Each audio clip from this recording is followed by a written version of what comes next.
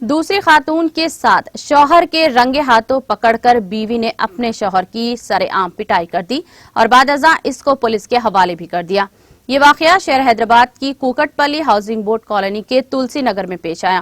اے پی کے ضلع گنٹور کے پیدا پرمی کے رہنے والے پرکاش کی شادی اسی ضلع کے رہنے والی تریوینی کے ساتھ 2019 میں ہوئی تھی۔ اس موقع پر 20 لاکھ روپے نقد رقم کے ساتھ ساتھ 30 تولے کے طلائی زیورات اور 3 ایکڑ زرعی اراضی دی گئی تھی۔ تاہم پرکاش شادی کے 1 ماہ کے بعد تریوینی سے دوری اختیار کیے ہوئے تھا اور اس کو ہراساں بھی کر رہا تھا۔ ایک سافٹ ویئر کمپنی میں پرکاش چارٹر اکاؤنٹنٹ کے طور پر کام کرتا تھا۔ اس کی ہراسانی سے تنگ آ کر خاتون نے خودکشی کی بھی کوشش کی تھی۔ اس کو دوسری خاتون کے ساتھ شوہر کے تعلقات کا پتہ چلا۔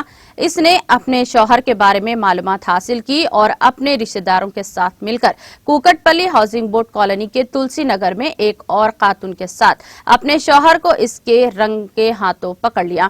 اس موقع پر شوہر اور بیوی کے درمیان کافی دیر تک بحث و تکرار دیکھی گئی۔ خاتون نے اپنے شوہر کی پٹائی کر دی اور بعد ازاں اس کو پولیس کے حوالے بھی کر دیا۔